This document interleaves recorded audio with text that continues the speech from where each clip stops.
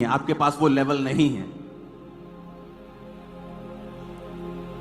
जब परमेश्वर ने लाखों को छूना हो और परमेश्वर को मालूम हो कि मुझे लाखों को छूना है, तो परमेश्वर माध्यम बनाता है। ये साउंड भी आज माध्यम है परमेश्वर की आवाज आप तक जाने का। ऑयल एक माध्यम हो सकता है। परमेश्वर छड़ी को इस्तेमाल कर सकता है, वो गधे की जबड़े की हड्डी को इस्तेमाल कर सकता है। और इसलिए हम लोग खुद ही परमेश्वर को लिमिटेड कर देते हैं कि नहीं, परमेश्वर इस तरह से काम नहीं करेगा, इस चर्च में वो इस तरह से काम नहीं करेगा, वो सिर्फ इस तरह से करेगा। इसलिए हम छोटे लेवल पे रह जाते हैं, हमारा दिमाग भी छोटा रह जाता है। बाइबल कहती है परमेश्वर के दास पौलुस की देह से छुआकर रुमालों को, अगोछों को बीमारों की देह पर लगाते थे तो वो भी चंगे हो जाते थे। हालेलुया। तो ये ग्रेस है, ये बाकियों के ऊपर नहीं थी लेकिन पौलुस के ऊपर थी। तो बाकी ये नहीं कह सकते कि ये परमेश्वर की ओर से नहीं है। हालेलुया।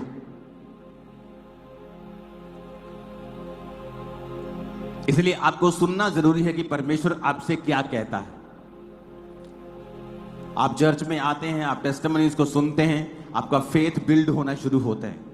परमेश्वर आपकी वफादारी को भी चेक करते हैं, वो देखते हैं आप सिर्फ आशीष पाने के लिए तो चर्च में नहीं आए, और एक दिन फिर वो आपको छूते हैं और आपकी शर्मिंदगी को सदा के लिए दूर कर देते हैं। अब ये प्राउड मम्मा है और प्राउड पापा है, जब ये अपने घर से निकलता होगा तो सिर ऊंचा करके निकलता होगा। वो आपके सिरों को भी ऊंचा करने के लिए जा रहा है।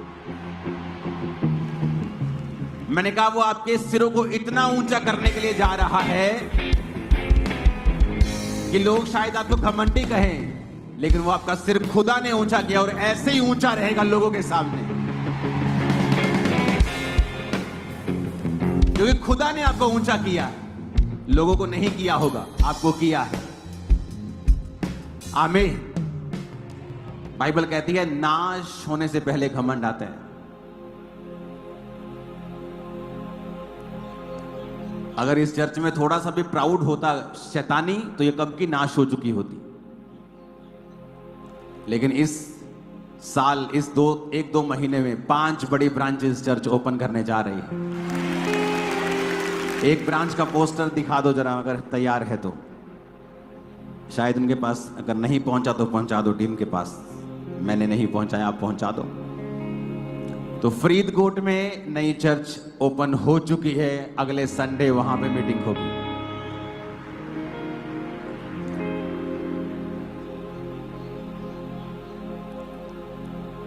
हालेलुया। इस वीरवार कहां आना है? कहते चर्च ना आ जियो वीरवार। कहां आना है? बटाला में। इसको फुल एड्रेस दिखाना बटाला का। बटाला विलेज सुनैया। शाम को होगी मीटिंग, और इस क्रूसेड के बाद जो अगली मीटिंग होगी थर्सडे की यहां पर, वो भी शाम की होगी।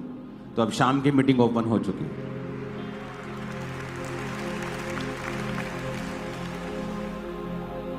तो परमेश्वर ने मुझे स्पेशल कहा है आपको कहने के लिए कि अपनी कमर बांध के रखना, क्योंकि अब जब स्पिरिचुअल चीजें स्टार्ट होती हैं, क्रूसेड्स, व्हाइट गारमेंट मीटिंग होगी,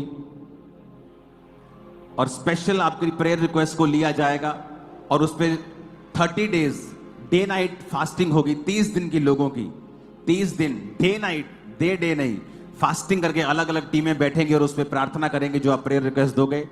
तो अपने कमरे बांध के रखो, तैयार रहो। ये बड़े बड़े काम इस महीने और अगले महीने और जुलाई के महीने होने जा रहे हैं,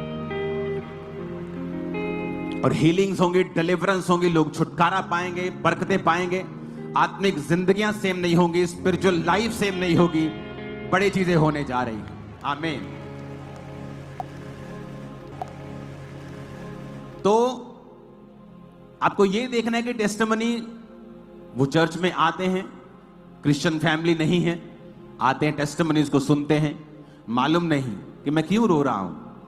मैं रोन लग जाता सी, मैंने पता नहीं पर मैं क्यों रो रहा, क्योंकि पवित्र आत्मा आपको छू रहा है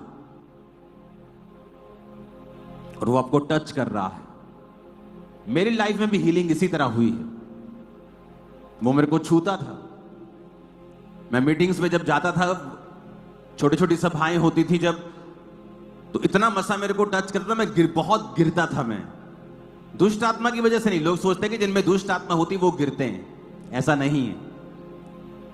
आप क्रिश्चियनिटी को एक ही लीक पर अगर लेके जाएंगे ना, तो आप मिस कर देंगे होली स्पिरिट को। बहुत से चर्चेस होली स्पिरिट को मिस कर देती, अपने आप को लिमिटेड कर देती, पवित्र आत्मा को बक्से में बंद कर देती कि तू ऐसे ही काम करेगा यहां, जबकि पवित्र आत्मा बहुत रीति के साथ काम करता है। इसलिए तो नमान कोड़ी समझ नहीं पाया था।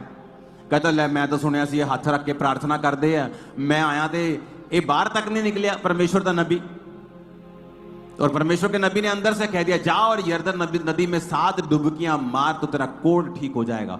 तो कहता कि मेरे देश की नदियां तेरे यरदन नदी से कहीं अधिक साफ और सुंदर और बड़ी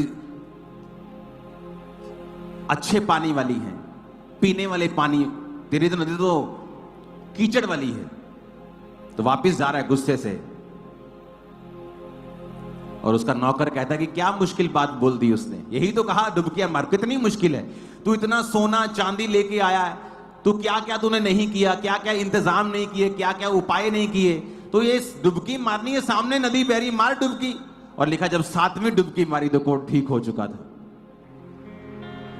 तो कई बार हम अपने तरीके से पवित्र आत्मा को चलाने की कोशिश करते हैं कि मुझे ये नहीं करना, मुझे ये नहीं करना, मुझे तेल नहीं लगाना, मुझे ये नहीं करना। पवित्र आत्मा जानता है किस रीति से काम करना है। उसे सिखाओ मत, उससे सीखो। जब आप उससे सीखेंगे आप और बढ़ेंगे, नहीं तो आप अपने आप को लिमिटेड कर लेंगे। अगर आपकी कैपेसिटी 10 लीटर की है तो परमेश्वर आपको 15 लीटर नहीं देगा। वो आपको भी नाश नहीं करेगा और अपनी बरकत को भी नाश नहीं करेगा। इसलिए प्रभु ने कहा था कि अगर दाख का रस नई मश्क में भरा जाएगा तो दाख का रस भी बचा रहेगा और मश्क भी बची रहेगी। अगर दाख का नया रस पुरानी मश्क में डालोगे, तो जब नया रस पुरानी मश्क में डाला जाता था तो पुरानी मश्क जो होती थी चमड़े की होती थी, तो वो कड़क हो जाती, पुरानी कड़क हो जाती थी। तो जब नया रस डाला जाता था तो वो किण्वित होता था अंदर, और जब उसमें रिएक्शन केमिकल होते थे तो वो फट जाती थी, गैस पैदा होती थी तो फटती थी। जो नया मश्क होती थी चमड़े की, वो स्ट्रेचेबल थोड़ी होती थी। तो जब उसमें दाख रस डाला जाता था, जब दाख में अंदर गैसेस बनती थी तो वो स्ट्रेच होता थी और दाख का मश्क फटता नहीं थी, और जो दाख का रस था वो खराब नहीं होता था। तो जब आपके अंदर कैपेसिटी पैदा हो जाएगी पवित्र आत्मा की बात को सुनने की, तो फिर वो आपको उस हिसाब से लोग देगा। अगर आपकी कैपेसिटी 500 लोगों की है तो परमेश्वर आपको 600 नहीं देगा, वो आपको नाश नहीं करना चाहता। अगर आपकी कैपेसिटी 2 लाख की है वो आपको इतने ही देगा, अगर 4 की है तो उतने ही देगा। अगर आपकी कैपेसिटी 1500 लोगों की, वो आपको 1500 देगा। वो आपकी कैपेसिटी के हिसाब से आपको बरकत देता है। मसा भी उसी तरह से, आप कितना परमेश्वर के सामने समर्पण कर सकते हैं, आपकी लाइफ कैसी है, आपकी प्रेयर लाइफ कैसी है, आपका बोना कैसा है, हर चीज आप पर भी निर्भर करती है, सिर्फ परमेश्वर के ऊपर निर्भर नहीं करती। मैंने आपको टेस्टिमनी दी थी कि एक ऐसा पास्टर जिसकी चर्च में आज भी 500 लोग हैं और उसने 27 एरोप्लेन लोगों को दान किए हैं, और चर्च में अभी भी 500 लोग हैं। क्योंकि आपकी बरकत जो है किसी बाहरी सोर्स के ऊपर निर्भर नहीं करती, क्योंकि उस आदमी ने जब पहला प्लेन लिया था चर्च को बो दिया था,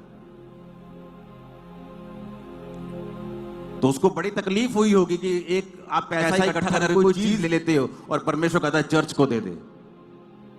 लेकिन आज उसी ने प्लेन बोए और उसके पास 3 अपने प्लेन हैं और किसी के पास नहीं। क्यों? क्योंकि वैसा विश्वास किसी के पास नहीं। प्रभु पक्षपात नहीं करता किसी का, वो सबको दे सकता है, लेकिन परमेश्वर ये देखता है कि तूने अपने विश्वास का प्रयोग किया कि नहीं किया। अगर तुम टाइम तक नहीं पे कर सकते तो क्या परमेश्वर से तुम बरकतों को बोलोगे? तुम क्या एक्सपेक्ट करोगे कि परमेश्वर तुम्हें बरकत देगा? अगर तुम 2.5 घंटे प्रार्थना तक नहीं कर सकते तो तुम क्या एक्सपेक्ट करोगे कि परमेश्वर तुम्हें सामर्थ्य से भरेगा? अगर तुमने कभी रोजे ही नहीं रखे तो तुम क्या एक्सपेक्ट करोगे कि तुम शैतान के ऊपर फतह पाओगे?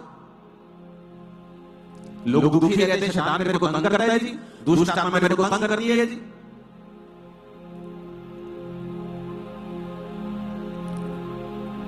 आज ये बेबी के साथ खड़े हैं, तारीफ कर दो जितनी हाथ में ताकत है खुदा पर। दिखा दो बेबी एक बार इनको, बाय बाय कर दो। हालेलुया, तारीफ करो जितनी ताकत है। जिंदा खुदा है तू मेरा, जिंदा खुदा है आमीन।